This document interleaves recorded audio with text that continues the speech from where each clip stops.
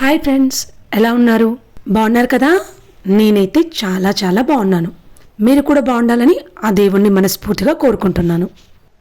నేను రామాయణం గురించి చెప్తున్న విషయం మీకు తెలిసిందే. రామాయణం 7 భాగాల్లో మొదటి భాగం బాలకాండం గురించి మొదటి 2 వీడియోల్లో చాలా క్లియర్గా చెప్పాను. మీరు ఆ 2 వీడియోలు చూడకపోతే త్వరగా వెళ్ళి ఆ వీడియోస్ చూసేసేయండి. ఇంకా లేట్ ఎందుకు, స్టోరీలోకి వెళ్ళిపోదామా? బాల్యంలో 4 రాజకుమారులు చాలా ప్రతిభతో పెరుగుతారు.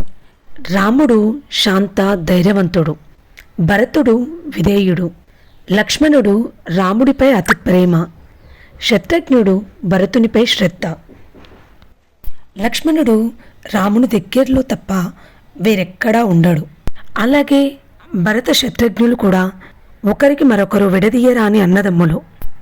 వారు గురుకులంలో సంస్కారం, ధనం, యుద్ధ విద్యలు బాగా నేర్చుకుంటారు. వాళ్ళు పెద్దవారవుతుండగా అయోధ్యలో శాంతి సంపద ఎక్కువ అవుతుంది. విశ్వామిత్రుడు ఒకరోజు కోపంతో రాజదర్బార్కి వచ్చి దశరథ మహారాజుతో ఏమన్నాడంటే, రాక్షసులు మా యజ్ఞాలు చెడగొడుతున్నారు, నీ కుమారుడు రాముడు వచ్చి వాటిని ఆపాలి అని అన్నాడు. అప్పుడు దశరథ మహారాజుకి చాలా భయం వేసింది. రాముడు చిన్నవాడు, ఆ రాక్షసుల్ని ఎలా ఎదుర్కొంటాడు అని.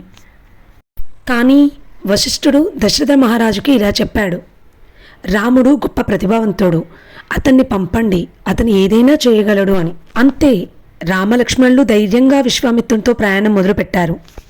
తాటక వధ, రాముడి తొలి యుద్ధం. అరణ్యంలో తాటక అనే రాక్షసి ఉండేది.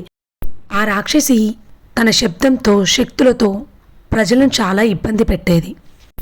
రాముడు ఆ రాక్షసితో యుద్ధం చేయడానికి విశ్వామిత్రుడు రామునికి దివ్యమైన ఆయుధాలను ఇచ్చాడు, శాస్త్రాలు నేర్పుతాడు. రాముడు ధైర్యంగా యుద్ధం చేసి తాటాకును సంహరించాడు.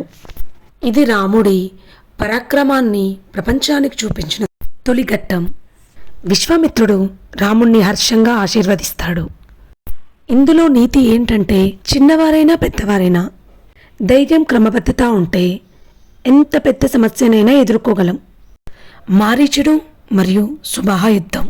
విశ్వామిత్రునికి యుద్ధం ఉంటుంది, దానిని చెడగొట్టడానికి రాక్షసులు వస్తారు. సుబాహను రాముడు సంహరించి మారీచుడిని దూరంగా సముద్రంలోకి విసరడంతో అతను మూర్ఛపోయి అక్కడే పడిపోతాడు. ఇది రాముడి గురించి రాక్షసుల మధ్య భయాన్ని పెంచింది. రిమైనింగ్ స్టోరీ నెక్స్ట్ వీడియోలో చూద్దాం. మీరు మొదటిసారి నా వీడియో చూస్తున్నట్టయితే please like, share and subscribe my YouTube channel. Thank you friends.